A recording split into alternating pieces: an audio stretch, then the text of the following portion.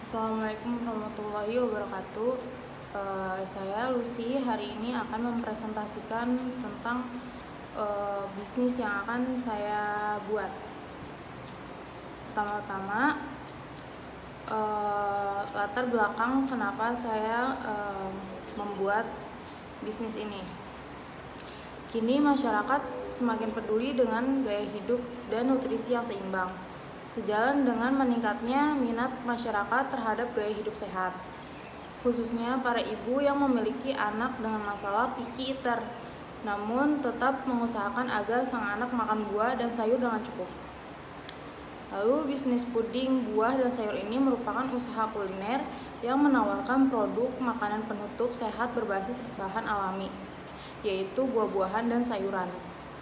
Bisnis ini bisa digolongkan sebagai usaha dalam kategori makanan sehat dan inovatif karena menggabungkan manfaat nutrisi dari sayuran dan buah-buahan dengan cita rasa puding yang lezat dan tekstur yang lembut.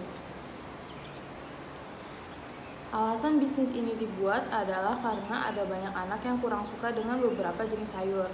Bahkan ada juga yang sama sekali tidak suka buah dan sayur di lingkungan tempat tinggal saya. Yang lebih disayangkannya lagi, ini masih berlanjut sampai mereka mulai beranjak remaja. Para ibu yang memiliki anak dengan masalah ini sudah mencoba berbagai cara agar sang anak mau mencoba makanan sayur dan buah. Dari usaha tersebut, ada beberapa yang lumayan berhasil, tapi ada juga yang tidak berhasil sama sekali. Selain itu, sebagai ibu yang merupakan para pekerja, sehingga tidak ada cukup waktu mengolah makanan untuk sang anak. Ketidakseimbangan nutrisi pada makanan yang dikonsumsi pasti sangat berpengaruh pada kesehatan tubuh, seperti masalah kulit, kecerdasan, antibodi, dan lainnya.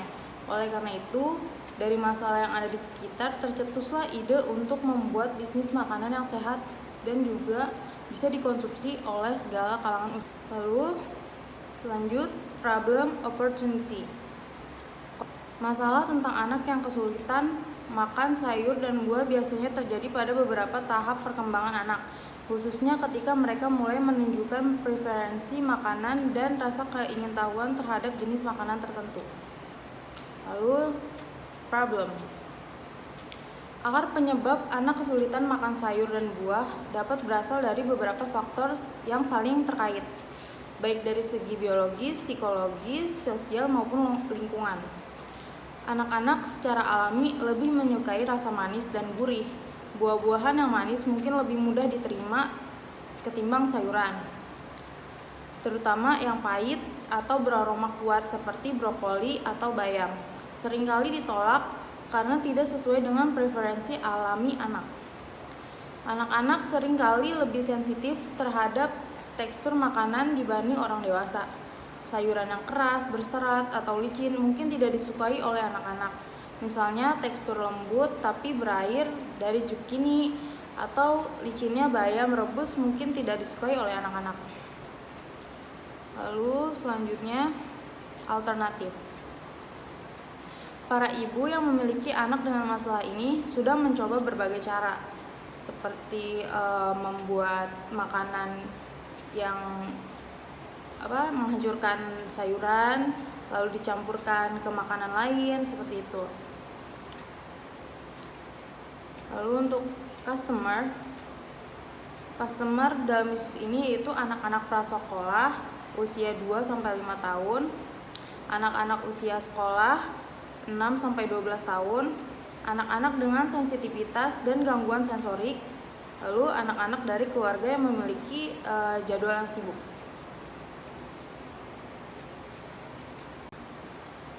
Quantifiable impact. Yang pertama, kekurangan nutrisi, penurunan fungsi kognitif atau perhatian akibat kurangnya nutrisi.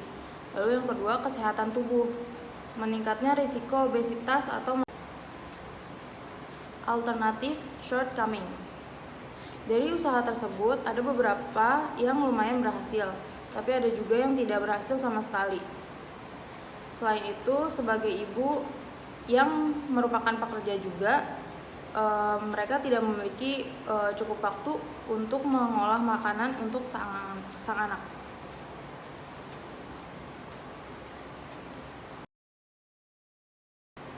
Lalu selanjutnya ada value proposition canvas. Yang pertama itu ada gain creators. Gain creators itu terdiri dari penyediaan nutrisi tinggi, rasa yang lezat dan menarik, edukasi tentang manfaat kesehatan, pemesanan mudah, dan pengiriman cepat. Lalu ada produk service. Produk service terdiri dari varian puding, paket langganan, acara menyicip, pemasaran digital. Lalu ada painkillers. Painkillers terdiri dari kualitas bahan baku yang terjamin, informasi nutrisi yang jelas, rasa yang konsisten dan menarik, kolaborasi dengan influencer kesehatan, lalu feedback pelanggan yang aktif. Selanjutnya untuk gains, yaitu terdiri dari memperbaiki asupan makan, kemudahan akses, pelanggan dapat merasakan manfaat dari inovasi produk seperti pengembangan rasa baru. Produk siap saji dan sehat ini dapat menghemat waktu pelanggan yang tidak ingin repot membuat camilan sehat di rumah. Lalu ada jobs terdiri dari mendukung pola makan seimbang, memberikan camilan sehat untuk anak-anak, memantau dan mengukur kepuasan pelanggan, produksi produk, lalu mengolah keuangan dan sumber daya. Untuk pains, mengolah biaya operasional agar tetap efisien sambil menjaga kualitas produk adalah tantangan yang terus-menerus. Lalu yang kedua, memerlukan waktu dan usaha untuk membangun kesadaran merek di kalangan pelanggan, terutama jika bisnis baru diluncurkan. Yang terakhir, banyaknya pesaing di pasar camilan sehat dapat membuat sulit untuk menonjolkan dan menarik pelanggan. Untuk market size estimation 9,6,7% penduduk Indonesia diketahui kurang makan sayur dan buah. Lalu 6,3% anak usia dini dan balita mengalami kekurangan gizi. Untuk populasi target pada bisnis ini yaitu 1 juta orang.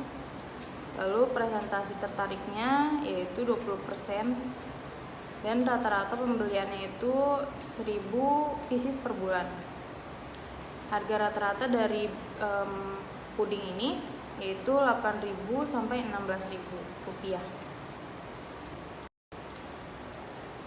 Lalu selanjutnya solution, benefits to the customer.